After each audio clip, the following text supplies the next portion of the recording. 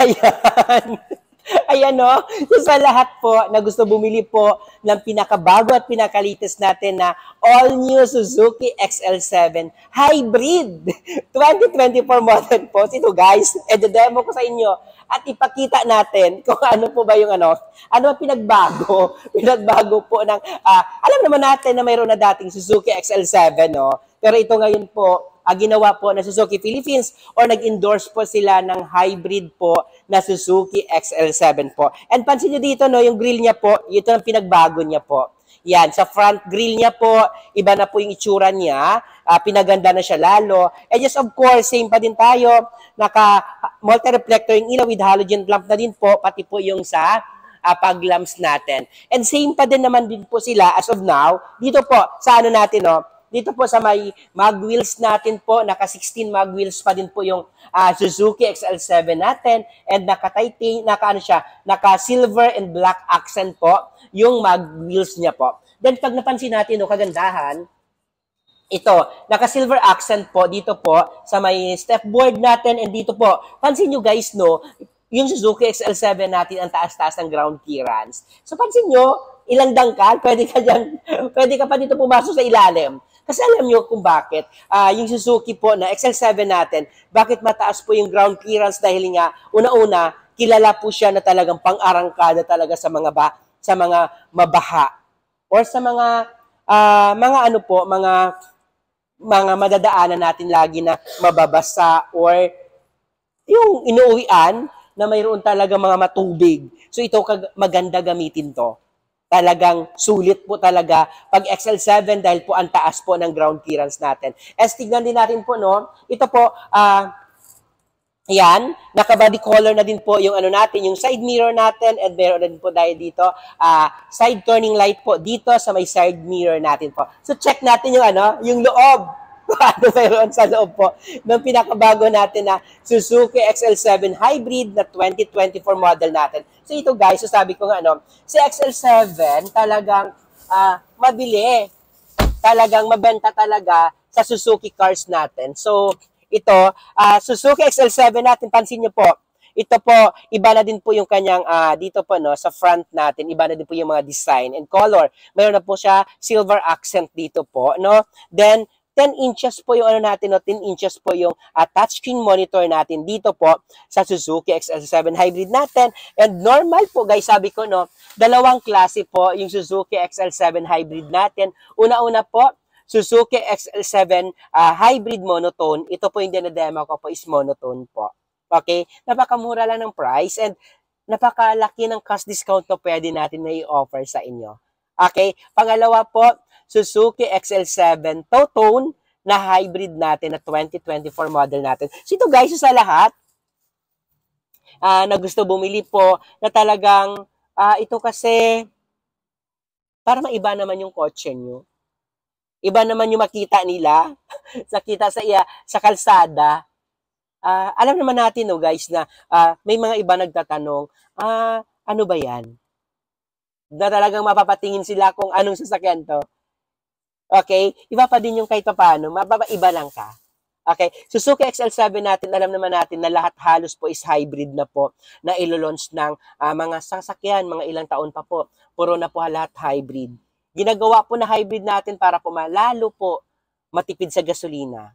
Lalo po alam mo noon, makasave tayo sa Mother Earth natin para hindi magano ka-polluted. So, kaya ginagawa natin po na kahit paano po, hybrid po. So, ito naman, siya, semi-hybrid lang naman, hindi siya poly-hybrid naman po. Dalawa pa din po yung battery niya po. So, okay? So, ayan, so, tignan natin yung second row, kung ano po mayroon sa second row natin po. Kung komportable ba, o talagang may maupuan pa ba yung natin, no? Yung mga passenger natin dito po sa natin, no? Sa Suzuki XL7 natin na hybrid po. So ito guys, kagandahan po sa Suzuki natin, no, hybrid. Ito po, mayroon pa din siya upuan dito. Dito po sa natin, dito po sa second row. So mayroon pa din siya armrest. Pag gusto mo po pahinga, dalawa lang kayo dito. Ito ay armrest po. And ito guys, no, 7 to 8 seater po ito. Okay, dito po, dalawa, tatlo, tatlo. So, 8 na po yan. So, pag gusto mo mas bonggang makaano ka, yung makapagpahinga, depende sa inyo po. Pero ito na po, isa sa pinaka-the best na pwede natin mabili po yung Suzuki XL7 Hybrid natin dahil napakamura na, matipid sa gasolina, talagang sulit. And sa lahat no nagtatanong kung ito po kasama po siya sa exemption sa coding, hindi po kasama po yung XL7 hybrid natin sa exemption po sa coding dahil po semi-hybrid lang po siya. Okay? Pero po yung Ertiga natin po nakasama po sa exemption, siya lang po ang pinagbigyan po ng LTO bago po nila inayos ulit yung bagong ruling regarding po sa mga hybrid na mga sasakyan. Pag may mga tanong kayo, comments nyo lang po or update nyo lang po ako. Ako na bahala mag-asikaso nun. Okay? Next, tignan natin yung likod. Kung ano po. Dito pala guys, no, tignan nyo.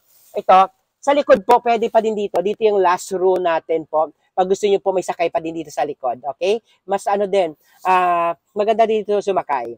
Sabi ko nga, no, dito po tatlo dito sa second row, and dalawa po sa harap. Okay, so check natin yung likod ko anong mayroon po, no, sa Suzuki XL7 Hybrid natin na nilaunch po ng Suzuki Philippines na talagang wow.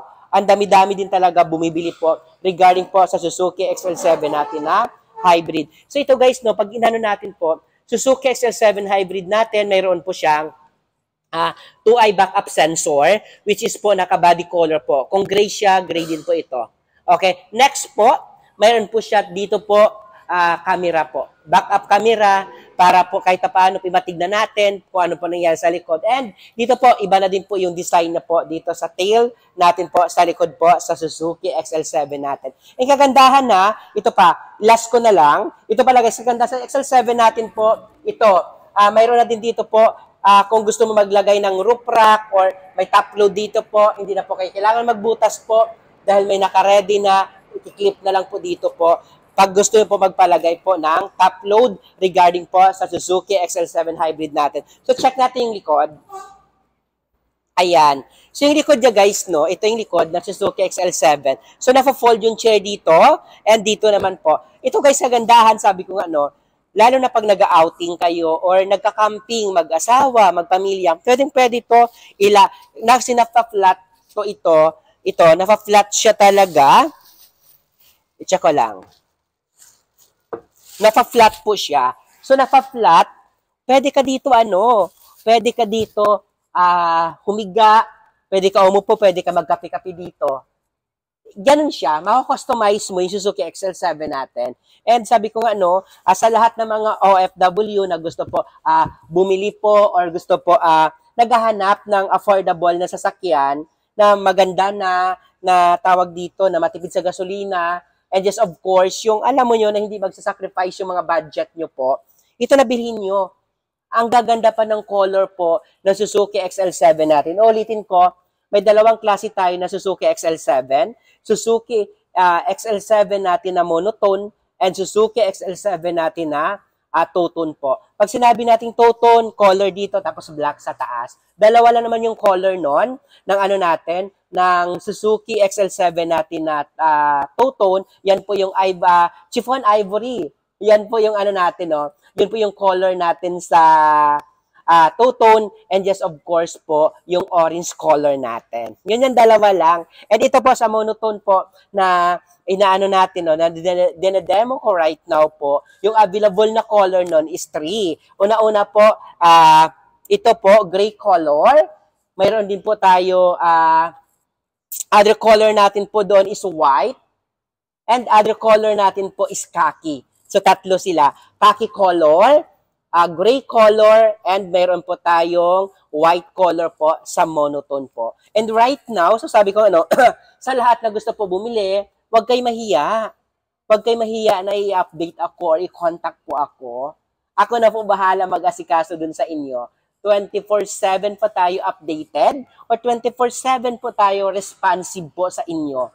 Aasikasuhin ko po talaga kaya. Okay? Ayan. So sabi ko, sa lahat ng mga OFW po, pag cash po, pag uwi mo sa Pinas, gusto mo na siya kunin agad, i-contact mo lang ako, aayusin po natin. I-release po natin yan. Okay? Napakadali lang. Sabi ko nga, pag manager yung kausap nyo, wala nang paikot-ikot pa, bagsak presyo agad yung kaya natin ibigay sa inyo po. Ano nyo lang ako, sabihan nyo lang ako, anong deal nyo, gagandahan natin yan. Okay? So ayan, so sa lahat na gusto po bumili, mapakash ka man, or mapabank financing. Pag bank financing, may mga low down payment tayo. Pag cash naman po, meron tayong malalaking cash discount na pwede natin ibibigay sa inyo po. Pag bank PO naman po, may malalaking cash discount din po tayo na pwede natin ibigay po sa inyo po. So, ayan lang po. So, sabi ko nga, no, so sa lahat, wag kayo mahiya. Update nyo lang po ako. Ako na po bahala sa inyo. And dito po, puntahan nyo lang po ako dito sa Suzuki Auto Caloocan branch. Hanapin nyo lang po ako sa guard on duty o di kaya sa mga showroom duty natin dito. Dahil sabi ko nga, iba pa din po pag manager po yung kausap nyo po. Okay? Iba pa din po pag yung mabilis makipag-transact, mabilis gumalaw, mabilis mag-asikaso, na talagang aayusin talaga natin kung ano man yung kung ano man po yung gusto niyo. Okay? Ayan. So sa lahat, huwag niyo po kalimutan, pag nagustuhan niyo po yung video natin, sabi ko nga, madami naman din ako dyan. Madami na din po ako uploaded regarding po sa Suzuki XL7 natin na hybrid. Dyan, check yun din. Meron ako maayos-ayos na mga uploaded din dyan na iba't ibang color na pinakita natin. Yun na yun. Napakadali lang. Ayusin natin. Gagalingan ko para sa inyo. Okay? And sabi ko nga, pag nagustuhan nyo po yung video ko, huwag kayo mahiya na i-like or i-share. I-click nyo na din yung notification bell para at least palagi kayo updated pag mayroon ako mga bagong uploaded po. Pwede nyo ako mapuntahan po sa Facebook account ko, Ramel Gonzales din po. Kung anong pangalan ko sa YouTube, ganun din po yung pangalan ko po sa Facebook account ko, sa personal account ko, para ma-check nyo kung talagang legit tayo na manager dito sa Suzuki Auto Caloocan. Yan po. Meron po ako TikTok account, Ramel Gonzales din po pangalan ko. Meron po ito Instagram po, Ramel Gonzales din po. And personal Facebook ko po, Ramel Gonzales din. And sa pages ko po, Facebook pages, Ramel Gonzales din po. Okay? Ayan. So sa lahat na gusto bumili, huwag mahiya, i-update at puntahan ako dito sa Suzuki Auto Caloocan dahil i-release natin ang pinakabago at pinaka-latest mo na Suzuki XL7 Hybrid 2024 model. Tawagan mo ako. Bilis!